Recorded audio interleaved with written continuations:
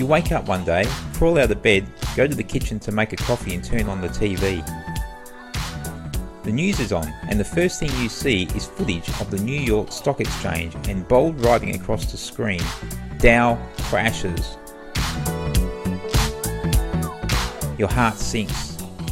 You listen as an anxious funds manager gives his take on why the Dow capitulated 50% in one session.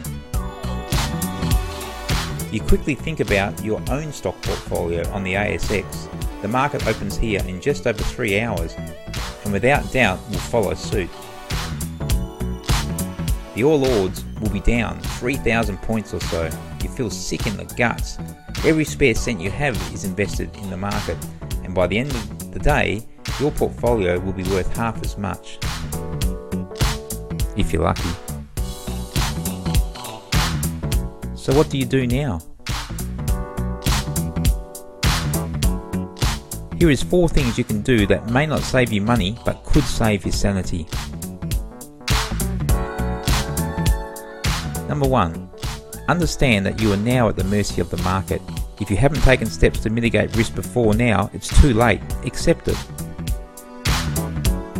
Number 2. Talk to other traders. Misery loves company. Be honest about your positions and your losses. Blurt it all out. I'm telling you guys, I've been there before, and I can tell you talking helps. While losing anything can be embarrassing, especially for us Aussie males, the sooner you talk about it, the sooner you'll get over it.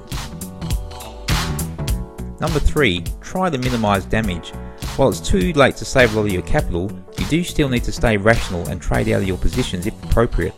While selling positions will hurt like buggery, it may be just what you need to do to take down your stress levels and help you sleep at night. The fear now is, of course, that you will sell at exactly the bottom. This is a normal fear. You may also decide at this point to hold on and ride it out. This is acceptable if it's a conscious decision and not just sticking your head in the sand. Number 4. Learn from it.